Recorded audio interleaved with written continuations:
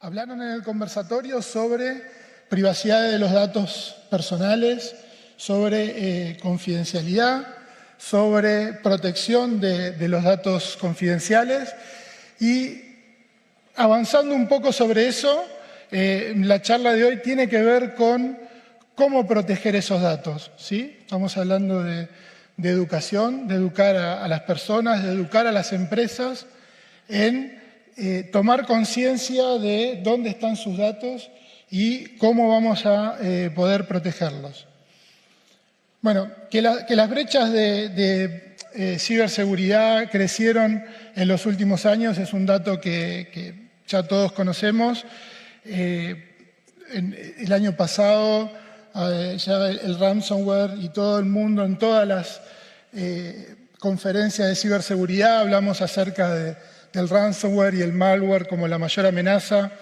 Este año sigue siendo igual, ¿sí? Entre el malware y el ransomware se disputan las amenazas más importantes que tenemos hoy, ¿sí? Y que sufren las empresas y las personas por el robo o la privación de acceder a la información, ¿no? Entonces, la pregunta que surge, ¿sí? Cuando yo hablo de cómo proteger o cómo evitar que se lleven mis datos y mi información es ¿dónde están mis datos? ¿Sí? Entonces, esa es una de las primeras preguntas que hicimos en este estudio, ¿sí? Y fíjense que el número no crece mucho de un año al otro, ¿sí? Este último año solo el 30% dice saber dónde tiene todos sus datos, ¿sí? Y de toda esa información, muy pocos saben dónde lo tienen hoy. ¿Y por qué es eso? A ver, yo les dije que íbamos a hablar un poco de números, ¿sí? No quiero que se pierdan en todos los números que tiene este slide, pero voy a remarcar uno en particular. El 90% de los datos que hay hoy en la nube en todo el mundo se subieron los últimos 2 años. ¿Sí? La información que subimos desde el celular, que subimos desde los computadores del hogar o que subimos desde las empresas. Y es información crítica, es información importante y es información que está creciendo muy aceleradamente. ¿Sí? Estamos hablando que en el 2025 ese número va a ser de 175 zettabytes. ¿Sí? Estamos hablando de números o información que asusta, ¿no? En cuanto a volumen.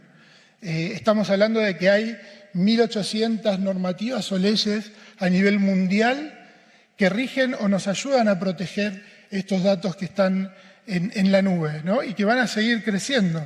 Estamos hablando de que crecen en forma muy acelerada.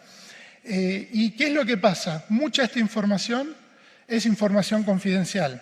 ¿Sí? Ya hay en el 2022 ya mucha más gente, muchas más empresas, muchas más personas se está animando a subir información confidencial, información de datos personales, información importante a la nube. ¿Sí? Estamos hablando de que la información que día a día nosotros tenemos, no solo en las empresas, sino también en las redes sociales, como se conversó recién, información personal de estudio, de educación, de trabajo. Todo eso lo estamos subiendo a la nube, está guardado ahí y es información confidencial y es información que no está protegida. ¿Sí? Muy pocos de los encuestados en este estudio asumen estar protegiendo esta información. Ya partimos de que solo el 30% dice saber dónde están sus datos. ¿Sí? Entonces, miren esta información. El 30% dice saber dónde están sus datos.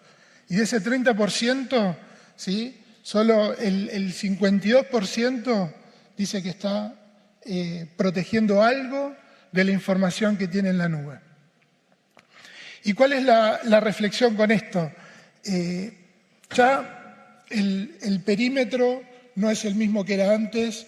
El perímetro, hablamos del endpoint, hablamos de la nube, hablamos de la persona, del ser humano, ¿sí? Que hay que educar, que el ser humano que tiene que aprender a tratar y a manejar y administrar estos datos, ya sean propios o de la empresa donde trabajamos, ¿sí? Entonces, estas amenazas hoy ya superan el perímetro. Estamos hablando de una estrategia de protección de los datos donde tenemos mucha tecnología. Hablaron desde el simple antivirus del teléfono celular, hablamos de herramientas de protección de malware, hablamos de firewall, hablamos de mucha tecnología que durante estos últimos años hemos implementado, hemos incorporado como algo natural para proteger nuestros datos, tanto personales como los de la empresa. Pero ya ese perímetro, esa protección está quedando corta, ¿sí? Ya nos dimos cuenta por los casos que estuvieron comentando hoy que igualmente por fallas humanas, por experiencia de los atacantes, porque esto de la tecnología se mueve muy rápidamente, estas protecciones perimetrales o esta estrategia de protección perimetral para mis datos se está quedando corta, ¿sí? Entonces, pensamos en cómo proteger el dato, ¿sí? Y de nuestra encuesta, de nuestro estudio, sigue saliendo que la opción número 1 para la protección de los datos es la encriptación. Es proteger la información desde el dato mismo. Esa es la estrategia. ¿Por qué? Porque estamos pensando en la posibilidad de que haya un error humano, de que la tecnología de protección perimetral tenga alguna falencia en su configuración, de que la tecnología de los atacantes sea más poderosa, factor suerte, sucede mucho, ¿sí? También. Entonces, podemos asumir que llegaron hasta nuestra información. Entonces, lo mejor que podemos hacer en ese momento es entregar la información que no tiene valor. Es dato que no sirve para nada. Eso es cifrar, ¿sí? Hay distintos métodos. Está la encriptación, está la tokenización, el enmascaramiento de los datos. No vamos a meternos en esos detalles, pero sí en la posibilidad de decir, bueno, el atacante, que puede ser desde un hacker, puede ser alguien que está jugando, puede ser un empleado que por algún motivo quiere hacer algún daño. Olvidémonos de quién es el atacante, asumamos que llegó hasta el dato, ¿sí? Llegó hasta el lugar, el repositorio donde tengo la información. Si es un ransomware, me lo secuestra y no me deja entrar más o acceder más a ese dato. Si es un malware, posiblemente haga comando y control y me robe esa información, se la lleve, ¿sí? La utilice para venderla en la deep web, la utilice para, no sé, lucrar con esa información. Entonces, asumimos que eso está pasando.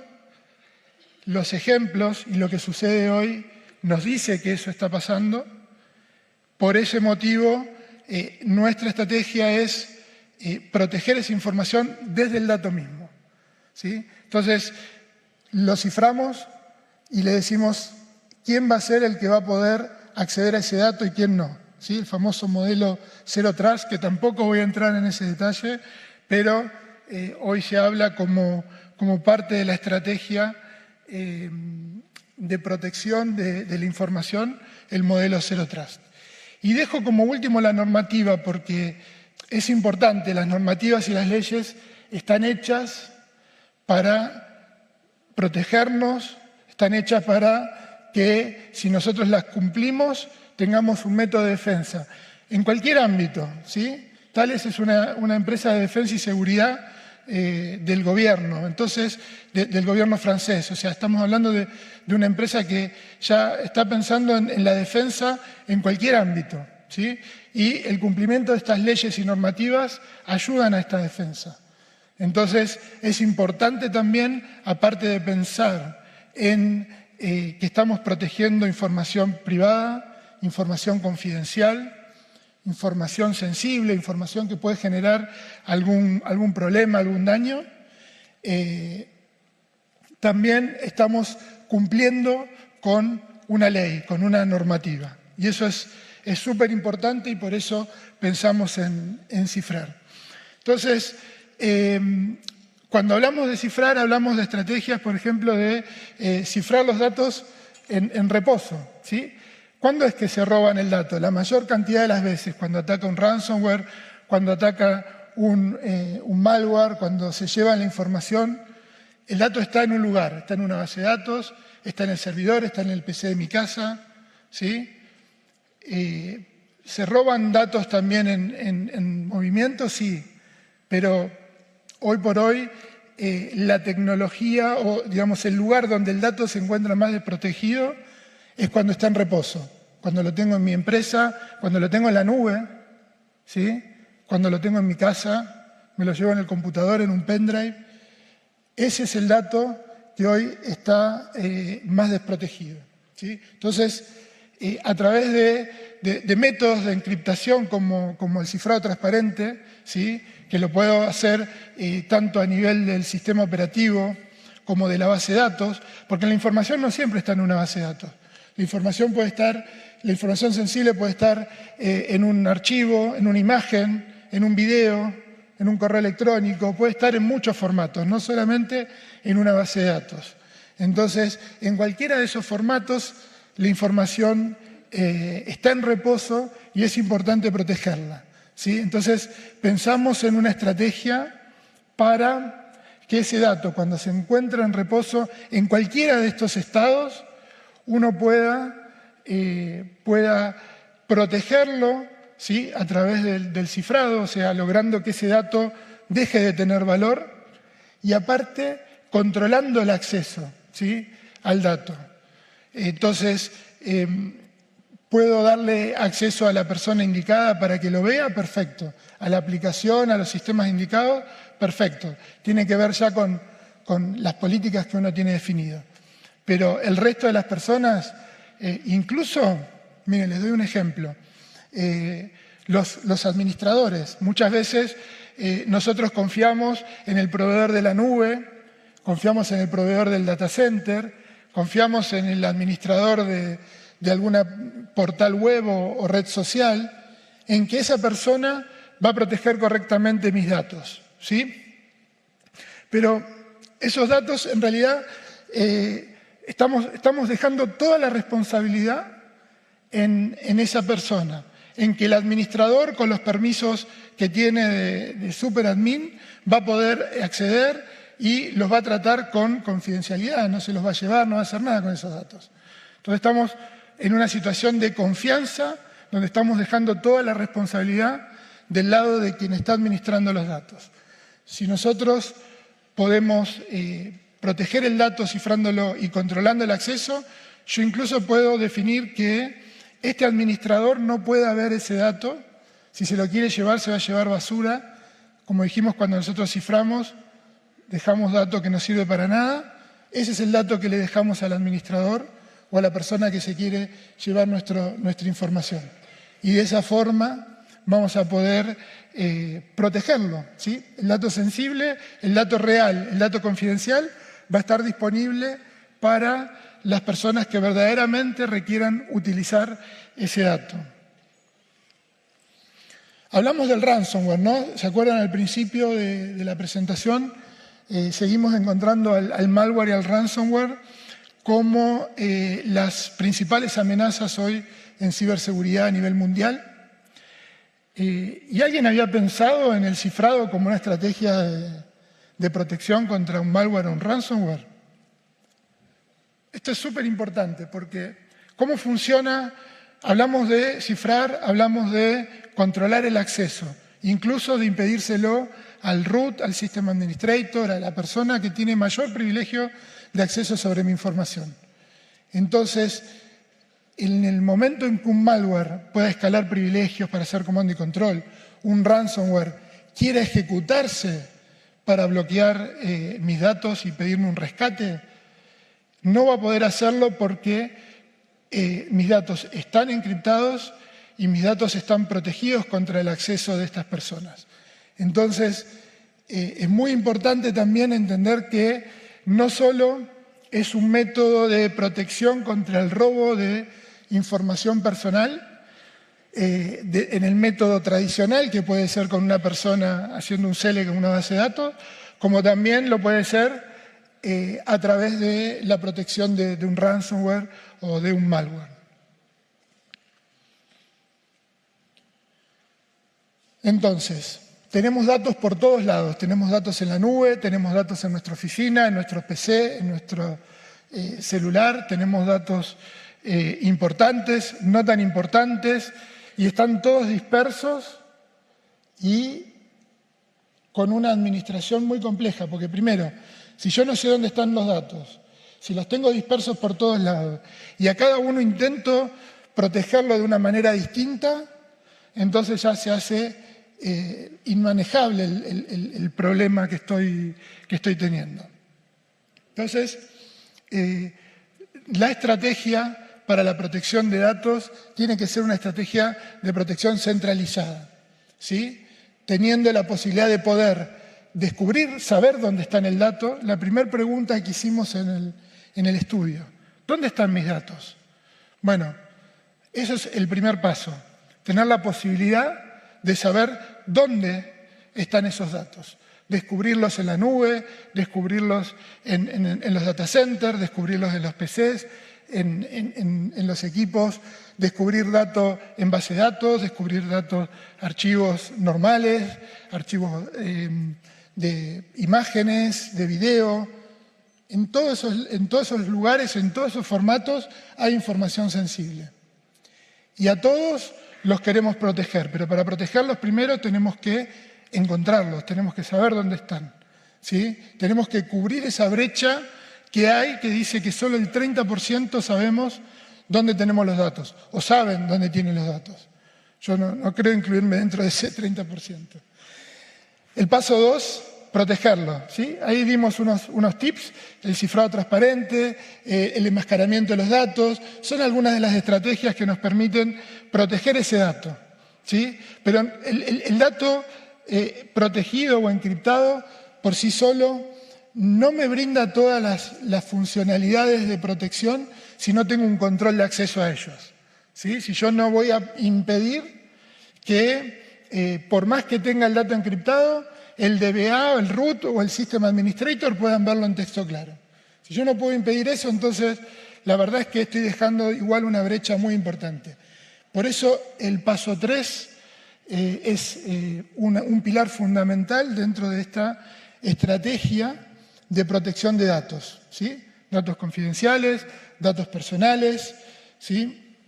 Estamos hablando, trayendo un poco de información de estudios como los que hace Gartner, reconocidos a nivel mundial. Ya el 30% de las empresas van a adoptar una plataforma centralizada de gestión de los datos para el 2024, ¿sí? Estamos hablando de que ahora hay un 5% de las empresas que están teniendo esta estrategia de proteger sus datos, de proteger los datos privados, datos de clientes, datos como los nuestros, ¿sí? Porque estas empresas tienen nuestra información. El banco tiene mi información, ¿sí? Las empresas internacionales tienen información nuestra. Nuestros datos privados están en todos lados. Entonces, no solo las leyes y las normativas tienen que exigirle a estas empresas que los protejan, sino que nosotros, ¿sí? Con políticas de ciberseguridad, con leyes, con normativas, tenemos que ayudar también a hacer de esto una exigencia, ¿sí? Que esta información que es nuestra información esté protegida, ¿sí? ¿Cómo fue un poco el roadmap de la protección de estos datos según Gartner los últimos un poco más de 20 años, de 10 años? Estábamos hablando de que al principio solo administraba el acceso a los datos, ¿sí? Después el acceso y alguna solución de seguridad como algún firewall de base de datos o algo que me pudiese impedir, digamos, que alguien llegue hasta esa base de datos. Estamos hablando de que un poco más cercano se empezó a hacer encriptación, se empezó a hacer enmascaramiento de los datos, pero hoy ya estamos hablando de una plataforma de protección de los datos integral, ¿sí?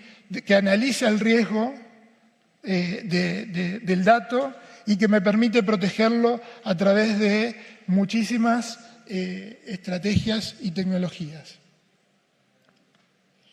¿Y cuáles son los beneficios? Bueno, yo creo que fue quedando más que claro durante la presentación cuáles son los beneficios de tener estos datos protegidos, ¿no? O sea, tener la posibilidad de que no amenacen estos datos, ¿sí?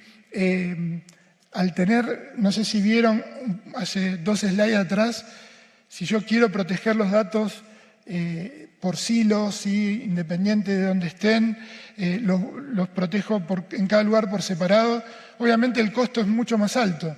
Esto pasa con cualquier tecnología que yo administre en forma descentralizada. El gasto de administración es mucho más alto, ¿sí? Estamos hablando del cumplimiento de las normativas que mencionamos antes. El tema de la confianza que uno genera teniendo una política de protección de datos.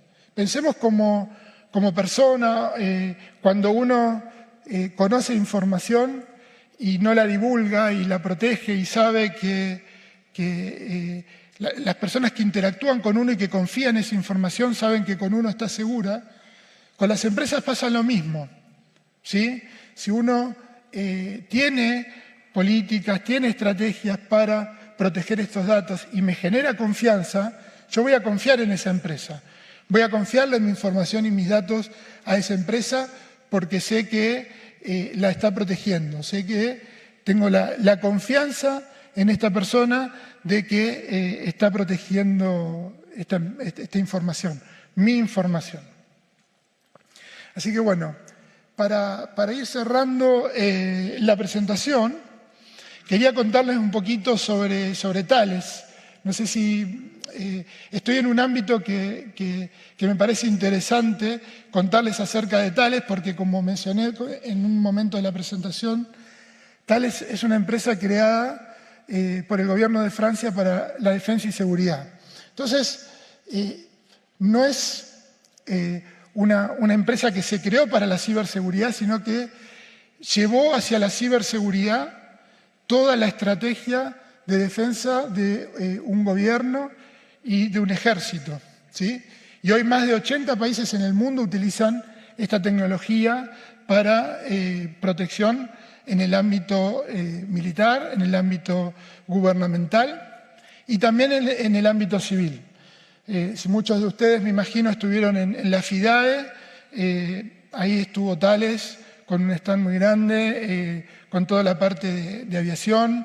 Si viajan en alguna de las aerolíneas que tienen aviones Airbus, van a encontrar la tecnología de Thales en el entretenimiento a bordo, los radares que utiliza Thales, que utilizan los aviones para navegar, también son tecnología de Thales, ¿sí? Satélites, y el radar del aeropuerto de Santiago de Chile, y algo interesante también, toda la tecnología para que se comunique y se sincronice el metro de Santiago en Chile. O sea, muchas de las cosas que nosotros hoy interactuamos en el día a día, está Thales embebido en eso, ¿sí? Cuando tomamos el metro, estamos ahí. Cuando viajamos en algún avión desde el aeropuerto de Santiago, estamos ahí. ¿Sí? Estamos en temas bien importantes, estamos en la parte de seguridad, ¿sí? en la custodia, en parte de la custodia de la información de los chilenos en el registro civil. Y tenemos también, como parte de la seguridad, la protección de miles de transacciones que se hacen día a día, tanto en Chile como en el mundo. Para que se den una idea, en el mundo el 80% de las transacciones están cifradas con nuestra tecnología. Entonces, estamos hablando de una empresa que tiene mucha experiencia, que llevó toda esa experiencia de defensa y seguridad a el área de la ciberseguridad, ¿sí? Porque hay que proteger la información, ¿no? Así como todo se llevó hacia la informática, hacia la tecnología, la defensa y la seguridad también se tuvo que llevar hacia la informática y la tecnología. Así que, primero que nada, les quiero agradecer por el tiempo, por haberme prestado atención y haber compartido conmigo, a la organización del seminario por haberme invitado.